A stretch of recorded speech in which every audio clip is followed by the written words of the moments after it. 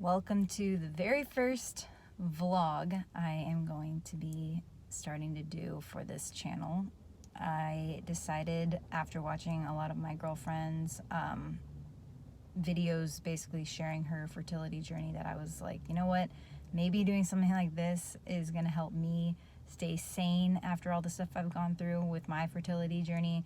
So maybe documenting this as a fresh new start might be helpful for me. So in this video, I'm going to kind of just introduce myself, give some background of what I've been going through, and basically just chat about what I'm going to be sharing on this channel. My name is HSG. I am 30 years old. My husband and I have been trying to have a baby for a few years now. We did conceive by surprise back in May or April of 2019, but unfortunately that pregnancy actually turned out to be ectopic.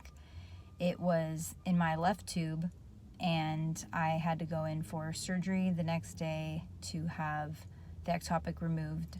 I didn't know anything other than we were going in for surgery. When I got out of surgery, my doctor told me that they saved my tube, and so I did still have that tube, but in that surgery I was diagnosed with endometriosis. They didn't give me any extra information about that. They basically just said, you know, sorry that this happened to you, and give yourself about 3 months rest, and then you can go back to trying again. So after 3 months after my surgery, I went and just in search of a regular OB that I can go see, because I didn't have one at the time. I found one lady that I went to see, and her first recommendation I told her, you know, what happened, that I had an ectopic about 3-4 months ago, and that we were going to try and conceive again, and she immediately recommended that I get an HSG test. An HSG test is where they basically shoot dye through your uterus, and it goes through your fallopian tubes to make sure that they're cleared. Now, what was crazy was I wasn't, at this time I was kind of being a penny pincher. I didn't know what I should do or shouldn't do. So I was like, oh, I don't know if I want to spend the money on that. My insurance didn't cover it. And I went and shopped around for cash prices at different hospitals. Kind of took a lot of deep diving on my part, because there really wasn't any information I found on the internet or ways to find it. So I basically called a bunch of different hospitals, and the one I found was probably it was quite a few cities away from me, but it was definitely the cheapest, and it was for $350. All the other hospitals I had checked out were like $700 to over $1,200 for the same exact test. So I decided to actually get the HSG test, but I'm going to back up a little bit just to kind of share that I had gone to the surgeon, the OB that did my ectopic surgery, and I told him that this other OB recommended I get an HSG, and I wanted to see what he thought. And he basically said, remember, he was the one who was inside me looking at everything. He said, I don't think you need that. And it's not that he's wrong or right. This is just stuff that we have to remember for ourselves, that we're individuals. We have to advocate for ourselves, and we have to kind of weigh the pros and cons of different things to see if it's right for us. But I wanted to just check to see what his advice was. And he said, I don't think that you need to spend the money on that. I think you and your husband should try for a few months, possibly, 5 months or so, and if nothing's happening, then maybe you can look into an HSG test or other things, right? So I actually ended up waiting a few months since the first OB recommended the HSG, and nothing happened. So finally I got the order filled, and I went and did the HSG. Most excruciatingly painful experience of my entire life. I literally felt like something was ripping through me. And I'm not saying that to scare you. I'm saying that because this is how different it can be for every individual person. And the reason being, my tubes were actually, they told me that after the procedure, they told me that they actually had to use 2 syringes, because my tubes, when they went to go put the first syringe in, showed a blockage. And the doctor, that the radiologist that was doing the procedure, decided to throw another one through to try and unblock them.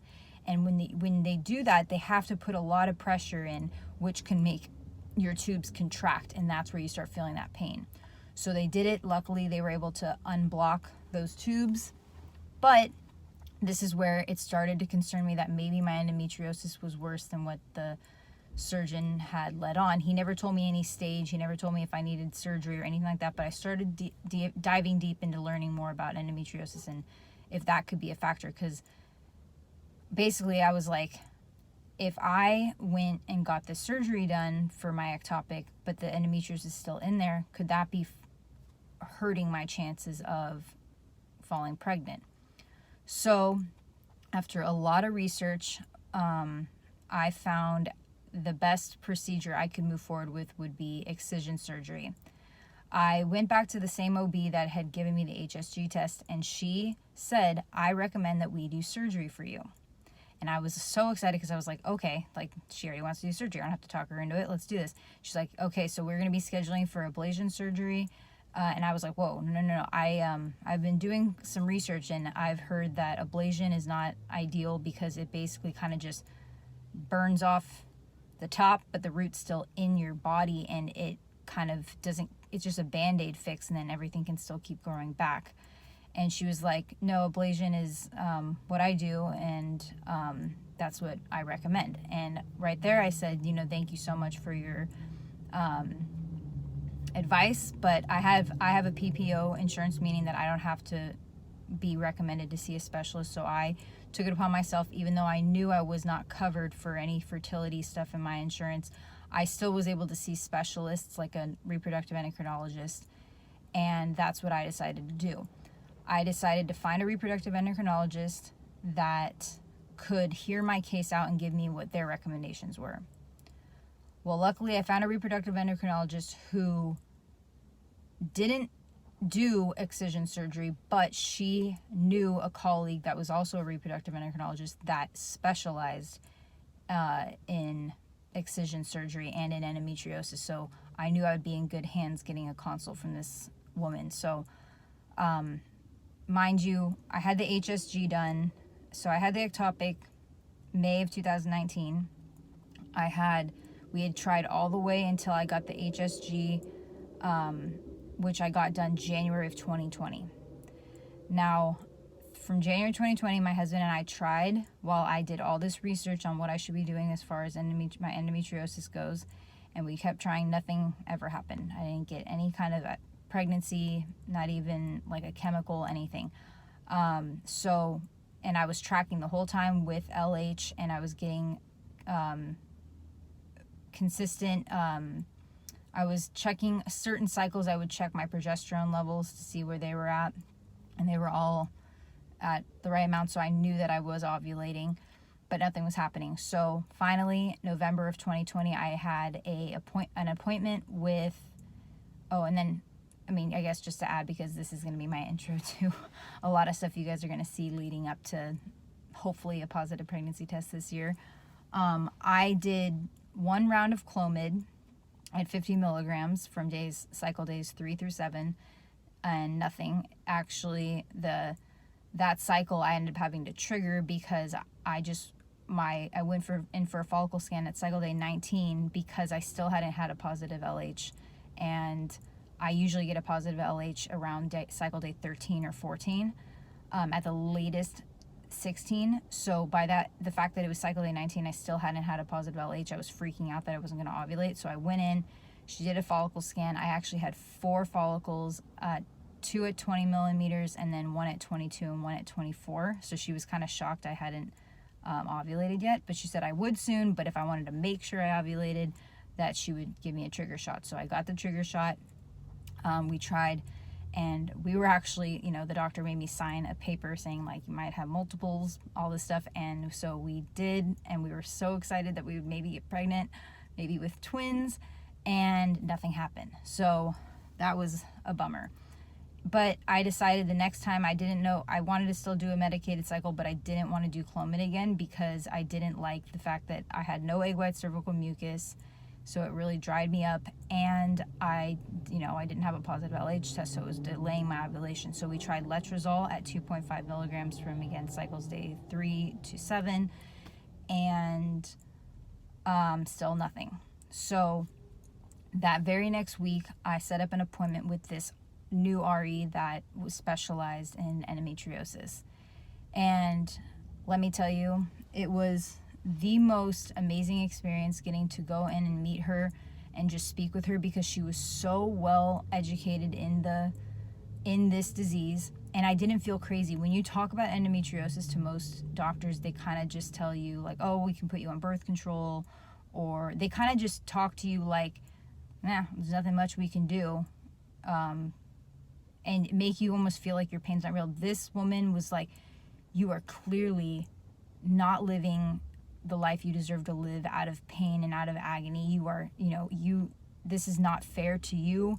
And if there's anything I can do to help make your life better and make you not be in so much pain, I want to do it. So I want to schedule you for surgery as soon as possible. And I was like, oh my God, like this was like, anyone who has endometriosis, like hearing something like that from a doctor would make you literally want to break down and cry, because most doctors don't talk to you like that, especially about this disease.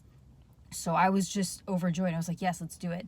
I was scheduled for surgery December 21st, 2020. So literally exactly 2 weeks ago today, I had my full robotic excision surgery.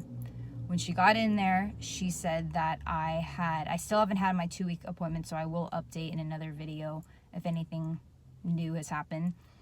But from what she said to me bedside after my surgery, she said when they got in there, definitely stage 3 endometriosis. My bowels were completely glued to my uterus. My fallopian tubes and ovaries and uterus were completely wrapped with endometriosis. So, and I was also diagnosed with adenomyosis. I don't know really how to say that, but it basically means you have endometriosis, some endometriosis in your actual uterus. So that can affect implantation. But basically, she said she got pretty much all of it out. She said she definitely thinks that this was a huge factor into why we weren't getting pregnant. And again, maybe the endometriosis might not have been going into my tubes, but it basically could have been constricting them from the outside, causing them to be closed and not let an egg through. So my husband and I officially are on our very first cycle of trying to get pregnant since my surgery, and I'm going to basically be documenting every single cycle from here until I get that positive. And I am so hopeful and so grateful for all the things that have happened to me this year in helping me get better and find what things were going wrong with me. And I am very hopeful that I will get a positive pregnancy test this year. And I really think that documenting this is going to help me stay mentally sane. It's going to help me when I have this, I doubt the first cycle is going to work. So it's going to help me be like, you know what, I'm sharing this journey with you guys. And I can tell you right now, watching other people's videos, watching other women's fertility vlogs really helps me get through this stuff. So I figure, you know what, why not start creating my own and sharing my journey, and hopefully I can help someone. And my greatest hope will be 5 months from now, 5 cycles from now, I can share, I got a positive, and then someone else who might be going through exactly this can find me on YouTube and look through this and hear me talk about where I'm at right now and not feel so lonely while they're going through the process too, because it's a very lonely process, but it's definitely worth doing. So thank you for anyone who watched this video. I just wanted to kind of give a little introduction to what this channel is going to be about from now on. And it's just going to be me sharing my fertility journey, and it's a fresh start. I officially am rid of my endometriosis for now. Unfortunately, endometriosis has no cure, so there is a good chance it will come back. But as of right now, I feel better than I have in years, and I'm just praying for God to bless me with my baby soon. And I hope that anyone who's watching this hope to be blessed with a baby soon too, I'm praying that happens for you too. So I hope you guys enjoy these vlogs, and if you have any questions or things that you want me to kind of cover in some of these vlogs, please feel free to comment below and let me know, and I'll try and add them in. But thanks for watching, guys, and I'll see you guys in the next video. Bye.